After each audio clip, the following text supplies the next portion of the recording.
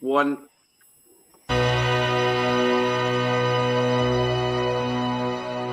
I pledged allegiance to the flag God stood beside me. I swore an oath to my countrymen and kin. Side by side we sang our anthem oh so proudly. And this is where a soldier's tale begins. We left for foreign shores in the name of freedom, comrades in arms for the liberty of man. Shoulder to shoulder, but still could not redeem them in God's name, but no one could understand. Well, good evening and welcome to the Late Night Veterans Show with yours truly, Adam Scarborough. Hope you can hear me tonight. Sorry we couldn't be with you last week, but we had a few teething troubles. Someone was moving like everyone else. As they said in the army, never trust anything mechanical. Can you hear me, guys? Yeah, loud and clear. That's great. And we've got quite a packed show for you tonight. We've got our friend here, Tom, the Celtic warrior, Tom Nickless, who's a former Grenadier Guard, Tom, I believe. So in the Grenadier Guards, he's going to tell you a bit about himself until about 9:30. Then I was going to start to do a short talk about the big subject of sensory deprivation. You may or may not be familiar with it, but any soldier that may have undergone interrogation training would have some idea of sensory deprivation. So I'll talk a bit. So I'm going to do half of the talk tonight and half of the talk in a couple of weeks when we get time, because it is a very deep subject, no pun intended. So again, that's me, Adam Scarborough. I'm now co-host with Darren, the originator of the series, and thank you very much for that, Darren. And would like to introduce Tom, the Celtic Grenadier.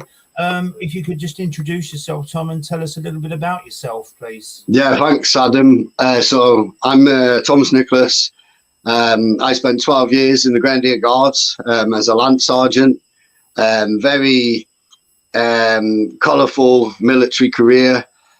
Tours of Bosnia and Afghanistan on Herrick 11 in 2009 and 10.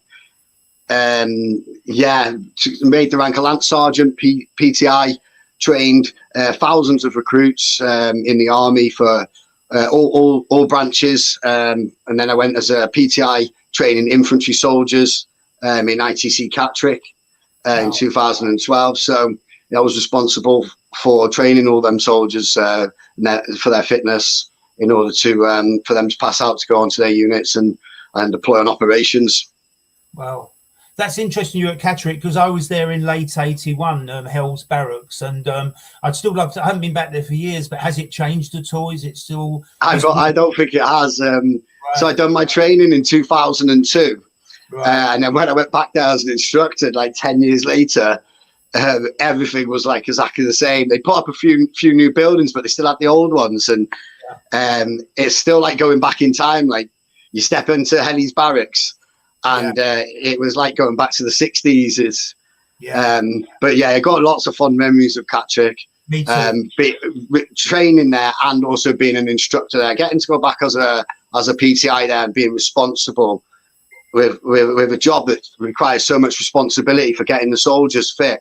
In order to pass out, and at the time the operational tours were coming like every year, it was six months on, a year off, and 6 months back on another tour. So I knew the soldiers, when they were passing out, they had to be ready to deploy to their units and be fit enough to deploy straight away on operations. Yeah, I'm just going to jump in quickly. Welcome to the show, Adam. Thank you for opening the show. You're doing an incredible job, as always. It's your third show now, and you've absolutely smashed it. Tom, welcome to the show. It's your first time on the show. Yes, mate. Thank you. I just want to talk about these. You do a lot of fundraising for veterans, don't you? Yes. So link up there now. Do you want to explain a bit more about that? Yeah, thank you, brother. So, look, it all comes from a place of myself struggling and needing help.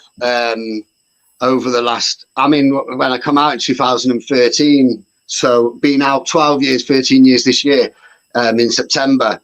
When I come out, I've been okay at times, and then I haven't been, and I've had to rely on these charities or at least reach out to these charities for help, whether it be homing me when I've had nowhere to live, or it be the British Legion with other things that they can provide.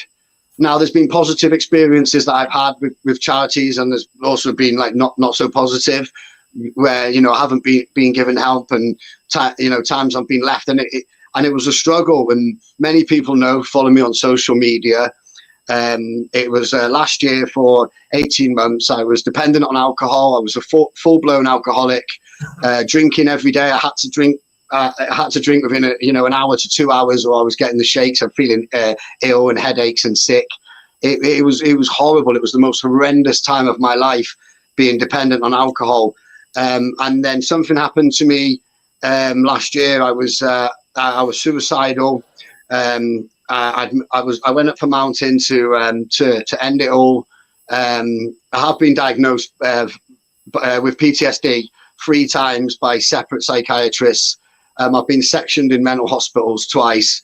And I was up the mountain this night in September last year, and I made one final phone call to my kid's mother and said, I was in a drunken state. I had a couple of liters of spirits there, ready to swallow all these prescription pills and just die in the mountain in the middle of nowhere where no one would find me. But I made the call to her, told her that I was suicidal. I couldn't do it anymore. Very upset. And by God's grace, like, she made a phone call to the police, to North Wales Police. And like, my relationship with North Wales Police hasn't been good for the last 10 years. They've jailed me 6-7 times. For offences mostly fighting against them or possession of weapons, which I can get into. That's completely fine. I'm open to discuss that. But then basically within 10 minutes, I'm being lit up by a police helicopter on this mountain. I can hear drones and police dogs and police officers shouting "Tom, Tom," and I'm like, oh fuck, I better not. To me, it was just like the maddest thing, because the light that lit me up, it was like a sign that it wasn't time. And by God's grace, the police officer working that night was a veteran, so he got the call. Right, we got a veteran. He's on this mountain, and he's suicidal. Now this This guy was a veteran himself, so he's got that call, and he's a PC now in the North Wales Police. So, if he ever catches something like this message, then I have to thank him, because I owe him my life.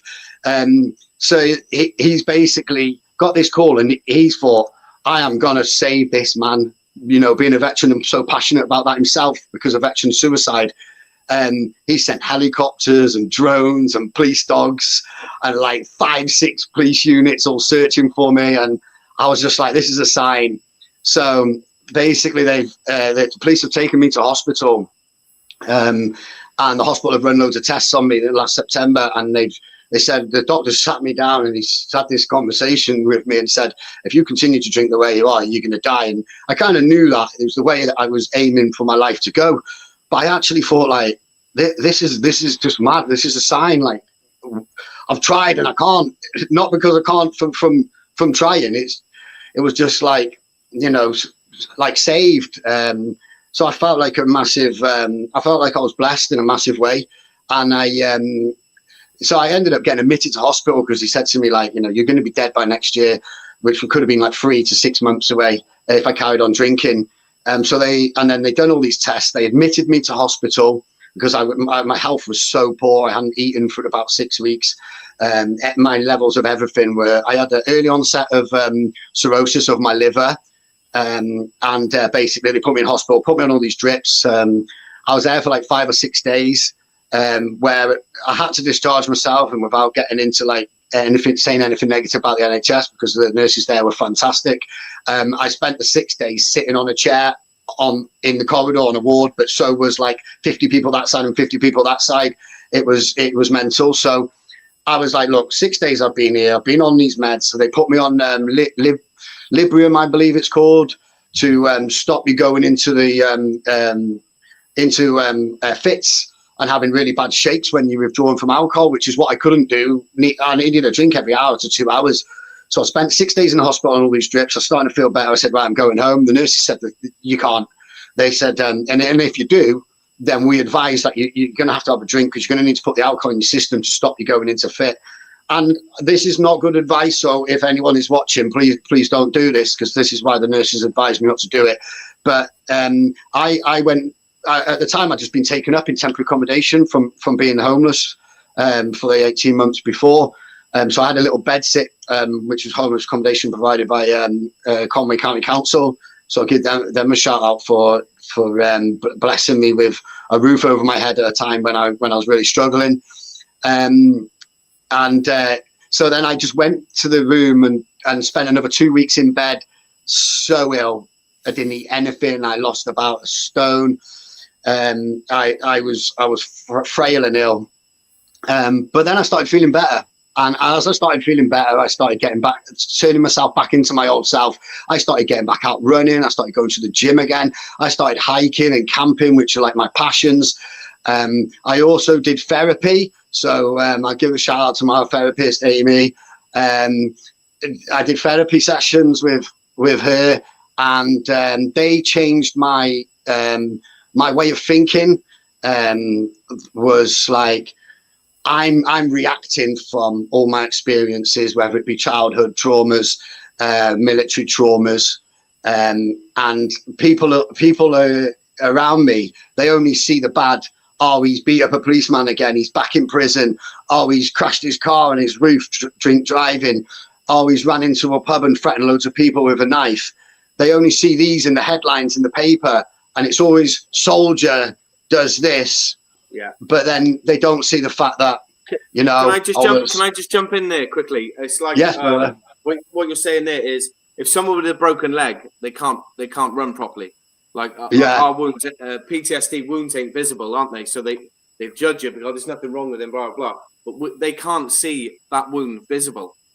Yeah, absolutely. So I just wanted to put that in there. Yeah, carry on. You know, this is why. So this is why now I fight for veterans, and if there's any veterans out there that need a strong team member to do anything, then I'm 100% up for that. I'll dedicate my time and my life to helping any veteran to raise money for any veterans charity, which is why I decided after this. So I'm doing the Cumbrian Challenge. Well, first of all, I'll fast forward. So a couple of months ago, I walked 200 miles from Warminster to Anfield in Liverpool over 4 days. And it was to raise money for veteran suicide for a charity called the Brotherhood charity. I raised money for them, but then I stepped away from that charity, and I got hungry for the raising the money and doing something good. I thought, you know, I put channeling some energy into what's going to help people. And for the walk that we did, I know for the Brotherhood charity we raised a lot of money, and so now I've took on another challenge, and I've put together a 4-man team, which was the same guys who did the 200-mile walk. We're going to be doing it's called the Cumbrian Challenge for walking with the wounded, and there's a few different routes. So we're doing the 30k route, which summits 3 peaks, and basically it's a race, but as a team. So yeah, we're going there. We're going to be competing against some civilians, and obviously some military veterans as well. People, but you know, the whole event around the Cumbrian Challenge is designed around obviously the fundraising for the making the money, but also it's a very like fun event. And so it's not a really like serious,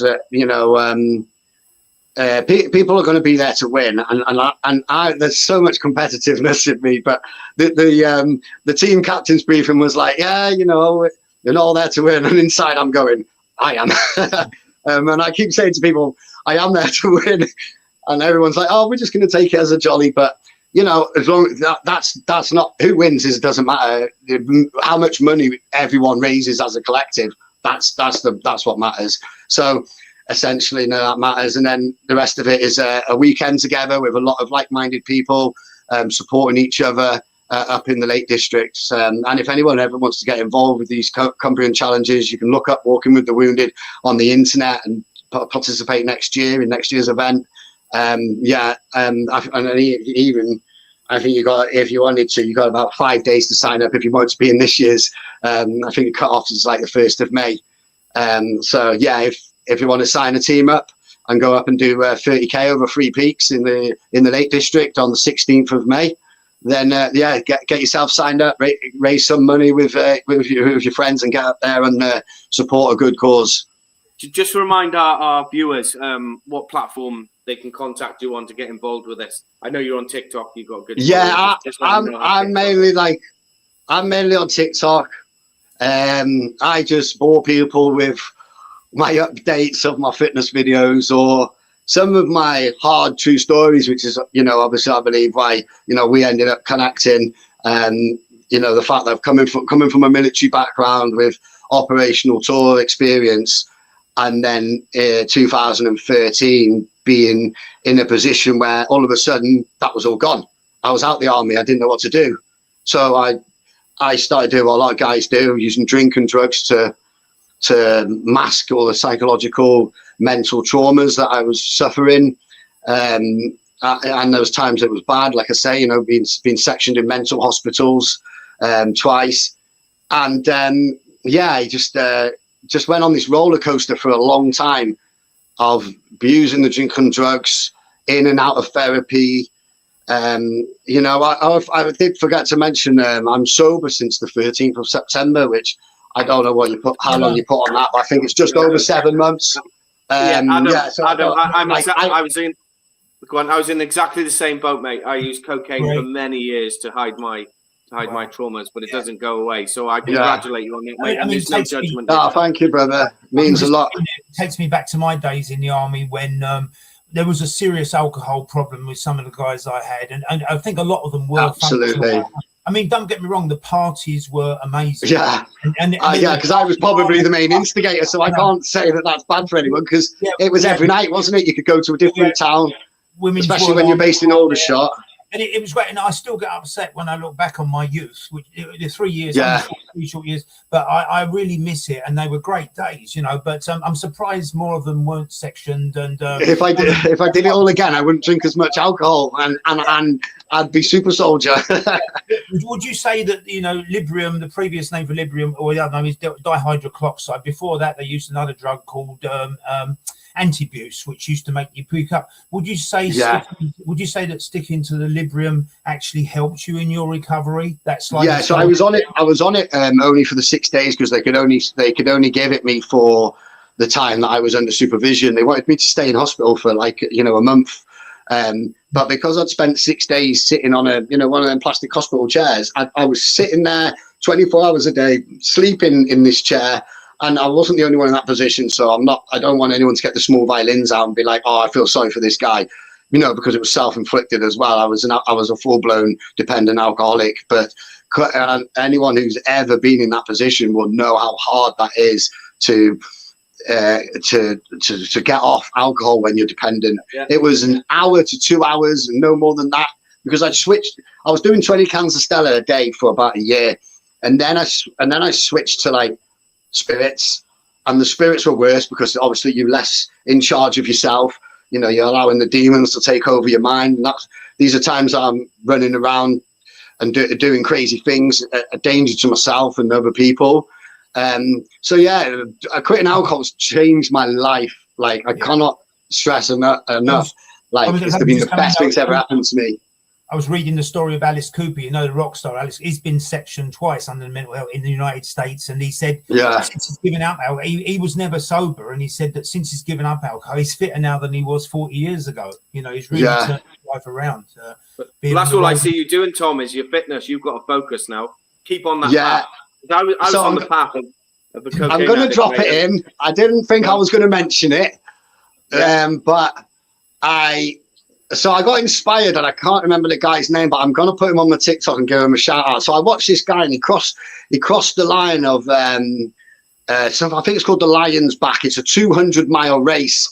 I watched his TikTok, and I thought, wow, that's amazing. The guy inspired me, and thought, not that I thought because he could do it, I could do it, but I thought, I want that. I want the feeling that I can see the emotion in that man when he crossed that finish line and he was crying. And because to achieve running 200 miles non-stop, that is a feat to me. Like, yeah, running a marathon, that is very hard, and it's going to be very hard running a marathon next month. So I went on and I've signed up for the 16th of June now for another challenge where I'm going to be taking part in a 200-mile race. It was in Macolchlach in mid Wales. So obviously I'm based in North Wales. It's about 40 minutes away from where I live. So I as soon as I Googled it after seeing this guy that inspired me, I thought that's a sign. It's 40 minutes away up the road from me. I have to sign up. It's literally about 6 weeks away, and I'll be taking part in a 200-mile non-stop running race. Wow. And I think the elevation's about 30,000 meters, which is up and down peaks along the way. But yeah, so I don't know. I just get these ideas. My brain just tells me to do these things, and then I'm like, must be super. Yeah, I can do that. He must be super focused. It's a focus as well, isn't it? Stay super focused. Stay super happy. Spend my quality time with my children, which has been the best it's ever been. I'm fantastic as a dad now. You know, being so completely sober, it's amazing. Yeah. So if there is any veterans out there, I want that, because we leave, and like you said about the drinking culture, we drink so much. It's seven days a week, isn't it? We go out. Sometimes we get in at like 5 o'clock and we're on parade at 6 o'clock. We haven't even had any sleep. We have a quick shave. Yeah. And we're on parade, and I was the PTI, so I'm the most drunk person on parade, and I'm the one taking everyone on a 12-miler. Everyone knew the PTIs were the biggest pissheads. Yeah, and so I became like yeah. Sorry, just a quick question. Do you regret anything that you've done in the past? Because I don't, because it's made me who I am today. I don't regret nothing. That is a really good question, mate, because those who follow me on my social media will know that I've spoke about my army career, and the thing about myself was I was a brilliant soldier, no matter what anyone in the Grenadier Guards will ever say, because I was fit. I went on carders against you go on HDPRCC and Junior Brecon, and we guards do it with paras, and I won everything. I won the man-offs, I won the 2-milers, the 3-milers, the nav exercises, and I'm beating all these paras, and they fucking hated it because they're not used to getting beaten by the guards. But I was an absolute fucking fitness machine. So I knew that I was good at that, and I've also got a bit of intelligence about me, so I was able to like negotiate, you know, any tests and things like that, or present like your lessons that you have to learn to when you're learning your pamphlets and things. So I was a good soldier, but the drink did ultimately get the worst of me, and it got worse. The worst of it came after the tour in 2010. And I will get this in. I won't say any names, but there was a night when I'm only a lance sergeant, and we're in the sergeant's mess, and I've got a dine out for a regimental sergeant major. He's about to leave the battalion. He's going on to become the #1 sergeant major of the whole British Army. So you're talking, this guy's like high ranking. He's done about 24 years. He's big, like 6.5 foot bald guy, like covered in tattoos. And one of the company sergeant majors says to me in the sergeant's mess at the bar, like, "We're not serving you anymore to drink, Tom." And I was like, "What?" He's like pissed, and like I've offered him out. But so then the regimental sergeant majors then like grabbed me, and I grabbed him back, and the RP sergeants grabbed me, pulled me back, but I'm holding on to the regimental sergeant major's mess jacket, and I ripped his buttons open, and everyone in the mess is like, "Oh my God, he's gone, get the fuck out of my mess, Sergeant Nickless." So I've like bawled out the mess and fucking drunk and thought, I'm going to bed. But all the other sergeants followed me, like, because they're all my mates. They were all standing around in now the sergeant's block where our accommodation was. And they're all going to me, "Tom, you're all getting kicked out tomorrow. You've literally just like put your hands on the regimental sergeant major." And I was like, "Oh, they fucking probably." Like, they wanted to kick me out for ages anyway, for like loads of fighting against other ranks. So then, but the regimental sergeant major's best friend was the regimental sergeant major, the sergeant major, company sergeant major, the regimental sergeant major, quartermaster tech. Yeah, yeah. So the quartermaster sergeant tech. Sorry, he's like 22 year. He's about literally next week. He's going to become the regimental sergeant major of the Grenadier Guards, because his best mate's going on to be the #1 in the army. So then he's going on to be the regimental sergeant major of the Grenadier Guards. He's come bowling up the stairs in the sergeant's block, like just outside my room. And he's gone, Sergeant Nickless, who the fuck do you think you are? And he's a big guy, again, like covered in tattoos, been on like steroids for like 22 years in the army, like no neck, comes up the stairs like this at me. And he starts swinging punches at me, and I'm like, so I end up in a fight with him that I didn't start and didn't want to be in. But I throw loads of punches, and there's blood everywhere, and it wasn't mine. And we both grabbed each other at the top of the stairs, and he's like concrete stairs going down in the block where we lived, the accommodation. And we grabbed each other, wrestled, and we both rolled down the stairs, and we both hit the railings at the bottom, and we're knocked out. I don't know for how long, but I just remember some of the sergeants picking us up, like, fucking hell, are you all right? They were like, we thought you were both dead because we were both knocked out. And then the Sergeant Major Quartermaster Tech, he's then like fucked off, but there's blood everywhere, and we don't really know what the blood was. I've gone to bed like, oh, fucking, this is going to be a nightmare in the morning. So then I get a knock on the door of the police sergeant, and he's gone, right, you're in to see the regimental sergeant major. And I'm like, oh, I'm getting kicked out. So I marched into his office, and I've not got a mark on me. Like I took a lot of shots off him, like to the side of my head, and like I was moving, and I've got like lumps on my head, but you can't see them, so they're not visible. So I actually look like I'm like literally fresh as a daisy. And I walk into the regimental sergeant major's office. The regimental sergeant major sitting behind his desk, and the quartermaster sergeant tech is sitting to his right hand side. He's got two of the worst, blackest eyes I've ever seen, like a panda. His nose was broke. He's got a cut above his eye where he spent like all night in hospital getting stitches. His eyes like swelled out. And I walked in. I didn't know he was that messed up. Like, and I thought, I'm definitely getting kicked out. I'm either getting kicked out, or the sergeant major and the quartermaster sergeant tech are both going to fill me in this office. I'm dead. But ultimately, the sergeant major said to me, now, the quartermaster sergeant tech, he's about to take over as the regimental sergeant major, as a W01. He's a W02 at the moment, but the senior W02, aren't they? So the sergeant major goes to me, right, Sergeant Nickless, goes, this happened in the sergeant's mess, so we're going to brush it under the carpet. Are you happy for that? And I was like, yeah, of course I am, sir. He went, I'm not taking this to the commanding officer or getting the RMPs involved. He went, but we're not to tell anyone that it's happened. I was like, sir, right, I've got my word. Awesome. And it weren't to protect me, but if you got the RMPs and the commanding officer, then obviously the quartermaster sergeant tech, he's come after me. He's outside my room. He's instigated a fight with me. Okay, he's come off worse, and he looks like a panda. So I didn't go around boasting about it, but everyone in the battalion, so you're talking like, over 1,000 men, 1,500 men, all knew that like Sergeant Nickless, Tom, and the PTI had battered the fucking regimental sergeant major. He's walking around camp like, I don't know what he must have felt like when he took over as the regimental sergeant major the week after. You're lucky they brushed under the carpet, though, aren't you? Oh, I'm so lucky. But it's like I say, if he took it to the commanding officer and the police, it's like, well, he came after me. So what? He's then gonna be disciplined and not pick up the regimental sergeant major the following week. So he picks up the regimental sergeant major of the battalion, and I get a call to go and see the RCMO, which people know is the careers manager. And I go into the careers manager's office, and he goes, Tom, you can't stay in this battalion. He goes, the regimental sergeant major wants you out of this battalion. So I got sent to ITC Catterick as a PTI, which was like one of the best times I had and most professional times I had in the army, where I was doing a job that I absolutely loved. So yeah, out of something bad came something good, but I don't think the regimental sergeant major saw it that way.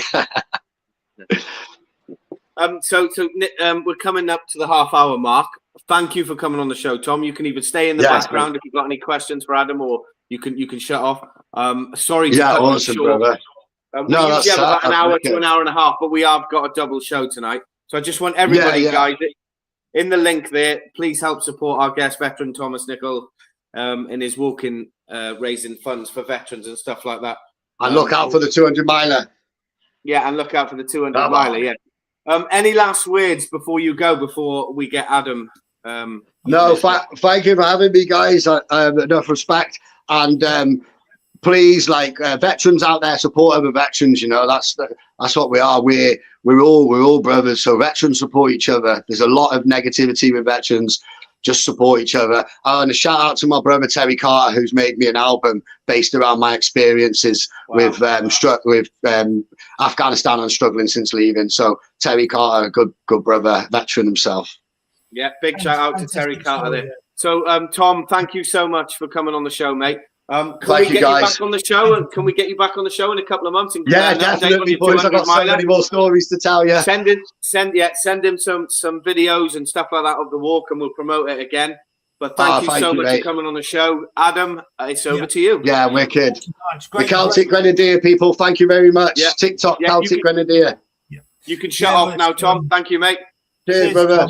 Thank you so much. Well, that's some story there, and as you probably realise, all soldiers have got their own unique stories to tell, and Tom certainly had his, and it involved some violence. I mean, the violence I experienced was normally induced by alcohol, I might add. So if someone had a personality conflict with someone else, it would normally exacerbate with alcohol. But anyway, let me get on to the subject of the night. Tonight, I wanted to talk about the subjects of sensory deprivation. You may know what that means. You may know nothing about it at all. It's something which pertains to soldiers, because any soldier that's undergone interrogation training or imprisonment would know something about sensory deprivation. Now, I've prepared quite a long talk, but so I say a holistic talk. But as we're limited for time tonight, I'm only going to go through about half of it tonight and do the next in the forthcoming weeks. So I'll do that. So if anyone wants to ask any questions, you're welcome to put it in the studio chat or whatever about it, because it is a very quite a deep subject. Just a quick one, Adam. I'm going to put you on the big screen for your talks because they're very interesting. I'm going to sit backstage and do the controls. Okay, yeah. So I'll go on for about half an hour. I'm going to go on until about 9 o'clock. Is that okay, Darren? About 9 o'clock. Yeah. Okay, though. Yeah. No problem, Adam. No problem. No problem at all. Yeah. So sensory deprivation is something that we're all going to experience at some point in our life, either formally or informally, like going back to school. We all suffered some sort of detention when we were late for school, and we were made to do lines. We were made to stay after school. So sensory deprivation took place then, even though we weren't aware of it. And sensory deprivation, I think, involves not just something psychological, imprisonment, but it also involves something physical, which is deprivation of liberty. Any prisoner I've dealt with over the years, it's 23 hours a day, it's deprivation of liberty. So it's a physical thing, and it's also a mental thing, a psychological thing as well. So a bit about myself. I've worked as an RMN. That's basically a mental health officer. I trained as an RMN when I came out of the army some years ago, and during the lockdowns, I had regular cries for help from social media from people who'd lost everything and were experiencing suicidal isolation. And I've written quite a lot about sensory deprivation, what it is, how to avoid it, and quite a lot on Facebook over the years since the scamdemic came in. And I think I'm proud to say I've deterred at least a few suicides over the years, and people have thanked me for that. Just to sort this out here. So with the so-called lockdowns, many were, shall we say, experienced some symptoms of sensory deprivation. These are varying degrees. There are varying degrees of sensory deprivation, emanating from sudden loss, isolation, bereavement, to more extreme, i.e., solitary confinement. This condition has devastating effects on one's demeanour and functioning. It is an overwhelming condition that will ultimately lead to depression, self-harm, domestic violence, and suicidal ideation as a way out. Anyone that may have gone some degree of the word I'm looking for, interrogation training, knows that it's very hard. You suffer with sleep deprivation, therefore depression. You just try to remain objective and continue. So with short-term sensory deprivation, it can be, ironically, we'll get this up, can be ironically quite relaxing and conducive to health, i.e. meditation and these water things they can put in these water tanks. But false sensory deprivation, imprisonment, detention, any form of detention, deprivation of liberty can result in extreme anxiety, hallucinations, bizarre thoughts, temporary senselessness, paranoia, and depression. So it's not a nice place to be. Now, I'm going to talk a little bit about the sensory deprivation during the lockdowns, because what I found so sinister, and this is just me talking about the lockdowns, the behavioural insights team, which was using applied behavioural psychology on people, tried to present lockdowns as something, quote unquote, normal. Now, lockdown, any form of isolation isn't normal, but they tried to present it as such. If you were living with someone else, it wasn't too bad. But if you were on your own, I mean, isolation and loneliness can lead to all sorts of adverse effects on the human behaviour. So, you know, during the lockdowns, the greater the lies, the more they had to cover the lies, basically. So vast numbers of people during the lockdowns were having severe mental problems that the government and the press never spoke about as a result and lack of social contact. In London, you couldn't even meet a friend in your home, with some limited exceptions. Even many of those who could meet outside or inside were traumatized by months of irresponsible press scaremongering, and they were reluctant to go out. The scale of it was vast. The media had utterly failed in its job of informing and analysing, and it's increasingly impossible not to see the government as relishing the micro control over citizens' lives. Perhaps to its surprise, it could easily extract from lockdown rules, regulations and laws. Now, my job, I thought, as a mental health officer, was to protect my friends and each other from this monstrous tyranny, I thought, because when I heard stories of Johnson having Partygate and I saw nurses dancing TikTok on social media, I've seen a lot of people die over the years, and the last thing you want to do is dance, believe you me. And then I took a couple of prisoners down to the Nightingale Hospital. It was empty, and you had the police going around arresting people for proving hospitals were empty. I became a little bit suspicious. So our job as citizens was to protect ourselves and each other from monstrous tyranny while remaining within the law as far as possible. And I thought sooner or later the penny will drop, and it's no surprise. We heard Boris Johnson of planning his getaway. By the way, when he came into hospital in was it St Thomas's Hospital, he didn't have COVID because he got off the stretcher and he walked out the mortuary entrance. I know that because I was there, but that's another story. So we tried to do anything to keep ourselves sane. We getting out of the house, leaving us in unbelievable mess. Now, isolation breeds fear and reinforces terror, already being inflicted by Cuddly Boris and his chums. This is the way it was. He tried to model himself on Winston Churchill, didn't he? But I think it was anything but in that film, The Darkest Hour. But basically, he was a ruthless politician, in my opinion, and he went to the Ukraine to prolong war. But I don't want to digress too much. So, yeah, during the lockdowns, I won't spend too much time. I saw people wearing frilly old masks in the street, which probably were infecting them more than anything else, not rather than protecting them. Even if the masks worked, I asked myself why. Would they? But other people said, "Well, do it to be on the safe side." It was this buzzword, safety, and more safety to keep out of trouble. One repeated the smug mantra to protect themselves. Some when I was out on the street, and I never wore a mask at all, I was a bit of a rebel to say the least, were touching their face, in other words, to indicate to me, put on your mask, you're killing people. And this is something the police said as well, but I'm getting off the subject of sensory deprivation. I don't want to do that. So people were afraid to have physical contact. They didn't want to linger near to each other too long and walking in semicircles and semicircles. You had this PCR test, which you stuck up your nose, which made no sense at all. Every doctor I've spoken to about that, he said it made no sense. And until the whole thing was banned, and for me, it was particularly personal because my elderly mother died with heart problems in a hospital. I won't mention the name, and I wasn't even allowed to be with her to hold her hand when she died. And even to this day, I don't know the circumstances because they wouldn't let me. And this was while Boris Johnson was having Partygate. Then you had the story of intensive care beds running out, and so I'll just move up here.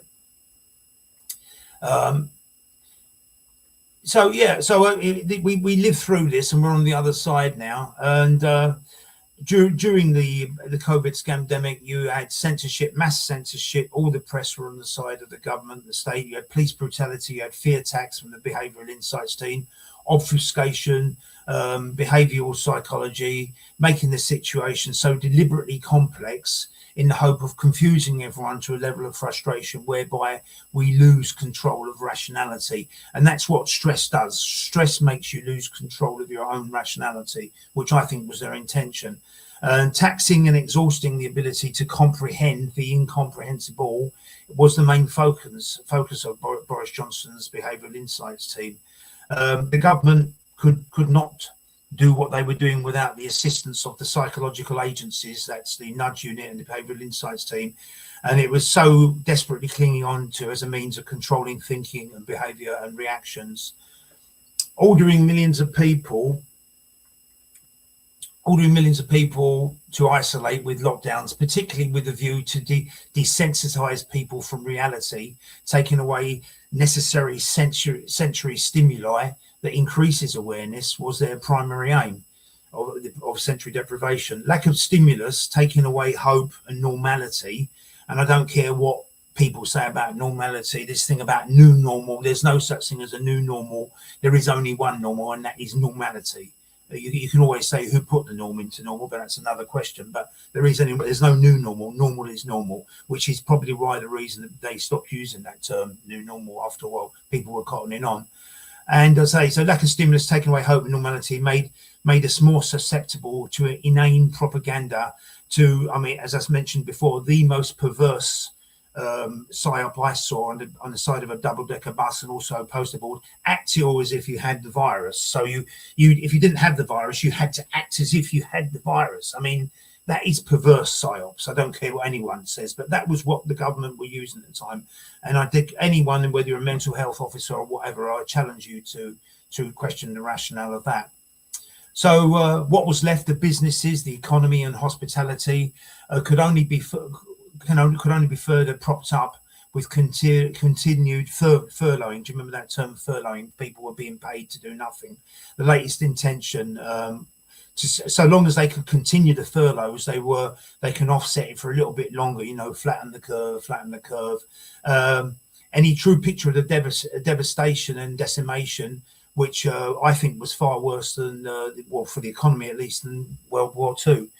So without further abuses of the taxpayers' money via furlough, Johnson and his plutocratic mega-capitalist mafia were running scared, and we were on the demos, which stopped a lot of that. The hint of devastation came with a promise of a rise in taxes, while Smiley Sunak became the Prime Minister after Johnson, and his billionaire wife continued to benefit from everyone's misery. Just to talk a little bit, to digress you a little bit, some of you may have seen the movie Papillon with Steve McQueen and Dustin Hoffman.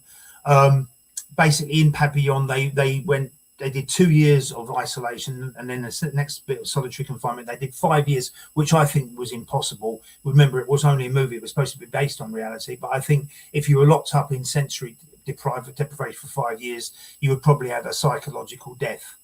And the same was with so-called lockdowns. Many were experiencing some form of sensory deprivation. There are varying degrees of sensory deprivation, as I say, emanating from isolation, loft, and the more extreme solitary confinement. And the condition has devastating effects on one's demeanour and functioning. It is an overwhelming condition that ultimately leads to depression and self-harm, as I've said. And as I say, the British government had no interest in your mental health. I think it was an inducement of mental illness, neither in the short or longer term. The situation was further reinforced by paranoia induced by the state instructing police to reinforce sensory deprivation. You remember the police were on the street and they were saying, "Oh, you're killing people, you're killing grannies by on the street," without realising the police, if that were true, they would have been the main source of cross infection, because they were going from people to person. So the situation was first reinforced by the power induced by the state, instructing police to enforce sensory deprivation by enforcing house arrests, the mere resistance of which was met with police brutality. So every echelon of government policy was being manipulated by psychological bodies such as Mindspace, you may have heard of, and who are openly influencing negative use of applied behavioral psychology. I've got the address of Mindspace here if you want to read more on that. So it was vital to be objective that we realise the effects of sensory deprivation, what it is, what it was doing to us, how the process manifests, reinforces, and ultimately how we can escape it. And one of the most frightening things about the lockdowns was, I think, as my granddad was a POW in Germany for 6 years, Germany and Poland, was not knowing how long it was going to go on for, how long we were going to be locked up for. I mean, you had certain people like Susan Michie, the psychologist, who wanted the lockdowns to go on indefinitely to become, I'm trying to think of that. But the people like myself who was out on the street with the Global Veterans Association, we fought against it, and the police realised where we were going, and a couple of weeks later, after April 21, they lifted all of it, I'm glad to say. So what happens to the human brain when it lacks stimuli? And there's a very, very good book here you may want to read. It's one I did my nursing degree some years ago. It's called It's Back to Front, Inside the Black Room. It's not a very big book, but it talks about sensory deprivation. And it's based on the experiments they did at McGill University in Canada in the 1960s. A really good read, Inside the Dark Room. Get a chance to read that, Inside the Black Room. So what happens to the brain when it lacks stimuli? There will be effects on passage of time, effects on continual darkness, propaganda, and endurance of low stimulus conditions. Now, soldiers undergoing interrogation training are taught about the some effects of sensory deprivation in order to maintain a sense of stability, orientation, and survival. And as soldiers, we had no such luxury, and many people deprived of normality and stimuli will suffer in silence, as they did during the lockdowns, mistakenly believing that they are responding abnormally normally to adverse conditions. You know, this in itself will only allow the condition to escalate. So previous studies of sensory deprivation have been conducted on willing volunteers, and as I say, this was part of the experiment at McGill University near Montreal in the 60s, who could leave at any time. Under the lockdowns, we couldn't leave any time. We didn't know how long it was going to continue because of the World Economic Forum. Our predicament was much worse in as much we had no choice in the matter, and we were effectively under psychological siege from our own government. That's the way I see it. I don't know about anyone else. A lot of people I meet in the street talk about the last 5 years like nothing happened. I'm not willing to forget because it wasn't normal. The condition, I think, called on human resilience, resourcefulness, and unity to escape symptoms and maintain some semblance of purpose, self, and orientation, and fight against sensory deprivation. I was advising people daily on Facebook and elsewhere how to cope with these terrible conditions, and I believe my help has prevented or at least delayed suicides and self-harm, and I hope to continue in doing so, because I mean it doesn't stop there, because any form of trauma, as we know, with complex PTSD does continue. Now, have I done this already? Soldiers, military, and sensory deprivation, a bit about that. And there's some soldiers watching may have undergone interrogation training, which involves stressors, various stressors, including sleep deprivation, social isolation, long periods of incarceration, all to break you. And that's what they try to do. I realise even in my course, they tried to break me. Now, putting any animal under increasing stress would always strain coping mechanisms, often to a point where the victim exhibits irrational behaviour out of character to their norms. This sometimes leads the sufferers to experience symptoms of what is known as post-traumatic stress disorder, and even worse than that, complex PTSD, which you never really get over. In most cases, people will be, I better watch the time here, people will be unaware of what effects the extreme stress is having on them. A common denominator is symptoms will vary between individuals. We all have our own particular way of coping with stress. Some can cope with it. Some people cope better under stress. Strangely enough, we get used to it. But so coping with extreme stress, I've made a list of a few things here. One, if you're aware of the immediate impact of the stressor, A, distance yourself from the stressful environment, which is something we couldn't really do during lockdowns. B, over-analysis of the stressful situation may increase stress levels. Therefore, be aware of overstepping the mark. The overwhelming stress will prevent any meaningful analysis. Hence, concentrate on getting away from these stressors. And this can be psychological and physical. We all know the effects of bereavement. They say the average bereavement process is about 7 years. But with some of my patients in prison over the years, I've always said that maybe have 2 little gardens. One garden where you go into the garden and to deal with the stress, and another one where you come out of it. You sort of try and compartmentalize the problem. So the overwhelming stress will always prevent a meaningful analysis, hence getting away from the stressors. C, an incredible irony with the PSYOPs used during the pandemic is that collaborators wishing to comply with the psychological assault, and I do see it as a psychological assault on normality, going around in silly circles and wearing a goldfish bowl over your head. I mean, I was accused of being a tinfoil hat wearer, but it was other people who wore the goldfish bowls, walking around like Neil Armstrong. And I didn't comply with the psychological assault, and neither did a lot of other people I know. We didn't do it in order to make our life easier for ourselves. And how many times did you hear the rant from masked individuals? We're having the jabs to get our freedom back. We're having the jabs to get our freedom back. So one-dimensional myopic thinking such as this about compliance with tyranny did anything but. And alas, the 15,000 plus vaccine damage application, I think it's gone up to about 40,000 vaccine damage applications now. That's regardless of the thousands of deads, a million. I mean, Brett Weinstein thinks 17 million are dead. I mean, I don't know, where there's lies and obfuscation, how can you ever know the truth? That's the... And impending cases, there's impending cases now, court writs against pharmaceutical giants in the High Court, a big one in Holland at the moment, which may get Bill Gates and von der Leyen, or also Albert Bourla, the head of Pfizer, on criminal charges. Let's keep our fingers crossed. So the point I'm stressing here is collaboration with tyranny cannot benefit or release you from the tyranny.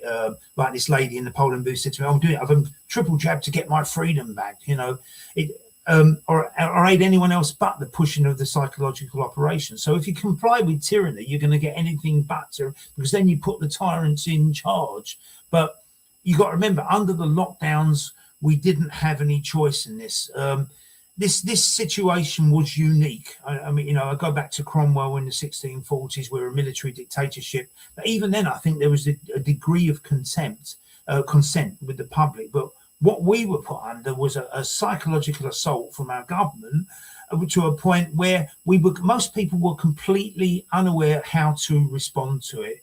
It was equivalent to the SAS coming into a room and saying, "Get down, everyone," and people don't know how to respond. And again, I think that many people, good people, intelligent people like John Campbell, the nurse, Dr. John Campbell, took it. Who trusts academia to a point of religiosity, they went along with it because they thought, how could someone be so evil?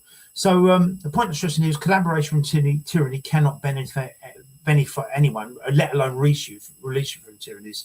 And as I say, the book, I'll talk about this next time, because we're coming towards the end now. McGill University researchers put volunteers in tiny rooms, and they deprived them of sensory input, and the results were shocking. Donald Hebb, a professor of psychology at Montreal's McGill University, where this book is set out to study how sensory isolation and deprivation affects human cognition, and the results were terrifying, including the likely shrinking of brain cells.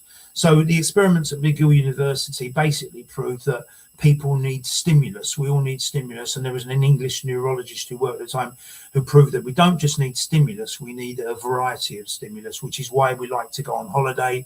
Even in the International Space Station, when they go to the moon, they're going to need greenery up there because it's our natural habitat.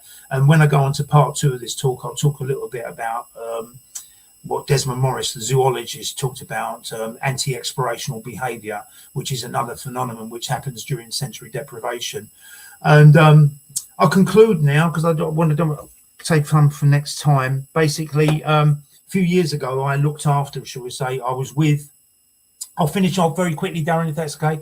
I was with an IRA prisoner who had done 15 years in H Block in Northern Ireland. And strange enough, we got along really, really well together, and he didn't mind the fact of a former soldier. But he'd done so much time in isolation that when I took him for a walk in the grounds, he was very, very hypersensitive to colours, the greens, and very, very agoraphobic as well, because he spent so long in isolation. So this is just part of the effects of sensory deprivation. He was very, very hypersensitive to bright colours, etc. And I think it's a very deep subject, so I think I'll stop there. I hope I've been reading to talking too monotonously. And next week I'll go on to, whenever we meet again, to talk about mind space, which is what the government used to control us during lockdowns. The psychological behaviour was a big part of it, and I'll talk a bit more about that next time. So thanks for listening, and it's a subject which raises more questions than it answers, I think, basically. So thank you, Darren. Yeah, no worries. As always, Adam, absolutely smashed it again. Absolutely perfect. Can't thank you enough for being a host on the show. You've been absolutely incredible. Yeah. Guys, this is the Late Night Veteran Show, episode 75 with Thomas Nickless at the start of the show. And Adam does a topic when he's on every week. So thank you for that. Guys, thank you very much. We are now going over to episode 76. It's a double show tonight, so we're going to cut off. Please take a look at our social media. We have Bob Maxwell on from the Veterans World magazine. As you know, we've just been approved by the Veterans World magazine, and we're also approved by the Armed Forces Covenant. So we're going in the right direction. Cheers, guys. Have a great evening. Thanks, Adam. Great stuff, Darren. Speak. I pledged allegiance to the flag God stood beside me. I swore an oath to my countrymen and kin. Side by side we sang our anthem oh so proudly. And this is where a soldier's tale begins. We left for foreign shores in the name of freedom, comrades in arms for the liberty of man.